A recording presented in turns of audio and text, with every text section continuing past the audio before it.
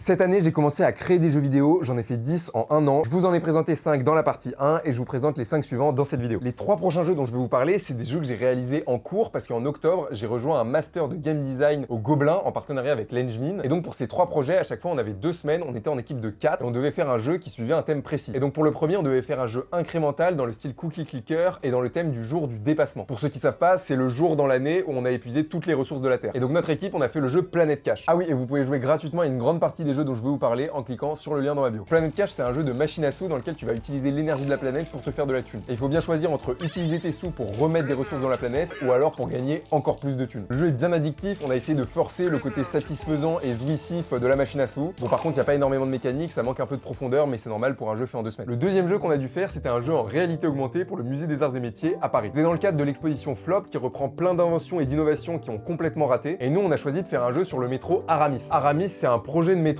à Paris dans les années 90 qui a finalement pas abouti, où le but c'était que chaque métro soit individuel et puisse nous amener où on veut. Donc on a créé un jeu en réalité augmentée où tu peux contrôler ton petit wagon et tu peux te diriger pour aller à différentes gares. Et une fois que tu as complété ton objectif, ton wagon va rester pour les joueurs suivants. Donc au fur et à mesure des participants, il y a de plus en plus de wagons, c'est vite le bordel et tout le monde se rentre dedans et explose. On a essayé de pousser un max le côté fun du jeu, un peu enfantin comme si tu avais une vraie maquette de petit train pour faire une sorte de pause ludique à l'intérieur du musée. Et le troisième jeu qu'on a fait, ça devait être un jeu narratif qui utilise la technique du FMV. Le FMV, c'est le fait d'avoir des vraies vidéos ou des vraies photos dans son jeu vidéo. Le jeu s'appelle l'entretien. Au début, tu commences par un entretien d'embauche, mais vite tu vas te rendre compte que tu peux cliquer sur les yeux du recruteur pour passer dans sa POV. Ça reprend un peu la mécanique du jeu de société Flashback pour ceux qui connaissent. Et donc comme ça, tu vas pouvoir passer de personne en personne dans l'entreprise pour enquêter et essayer de comprendre ce qui se passe dans cette entreprise un peu bizarre. C'est la première fois que je participais à un jeu avec de l'histoire et c'était une galère de devoir faire tous les embranchements de situations, mais je trouve que le résultat est vraiment cool et donne envie de voir un jeu entier basé sur cette mécanique. Ensuite, le quatrième jeu, c'est même pas un jeu, c'est plus un prototype. C'est une idée qu'on a eue sur le premier projet sur les incremental games. Et en gros, ça serait un mix entre un incremental game et Vampire Survivor. Pour l'instant, j'ai travaillé une après-midi dessus, j'ai fait juste un proto pour voir si la mécanique de base fonctionnait. Il y a encore quand même pas mal de taf à faire. Et enfin, le dernier jeu que j'ai fait, je l'ai fait avec ma copine pour une game jam. C'était pour la Brainless Game Jam et le but c'était de faire un tout petit jeu, mais le plus polish possible. Donc avec du son, des animations qui soient le plus agréable possible. Le thème c'était Simpler Times, j'ai fait tout le code et ma copine a fait tous les dessins. Le jeu s'appelle Rabbits Will Be Rabbits et c'est un jeu où on doit planter des carottes chaque jour pour passer la nuit d'après. Sauf qu'à chaque fois qu'on plante des carottes, il y a des lapins qui viennent nous les manger. Et donc là, en tant que bon fermier, tu sors ton shotgun et tu les exploses. Oui, on n'a pas choisi la subtilité. Sauf qu'il faut bien viser parce que si tu fais pas gaffe, tu peux exploser les carottes derrière. Par contre, s'il y a rien, ça va fertiliser la terre et augmenter ta production. Maintenant que je le dis comme ça, c'est vraiment glauque, mais bon, les dessins sont tout mignons et c'est vraiment marrant. Je vous invite vraiment à le tester, à me faire des retours, ça me ferait super plaisir. Si vous voulez que je vous parle plus en longueur d'un jeu, n'hésitez pas aussi à me le dire dans les commentaires.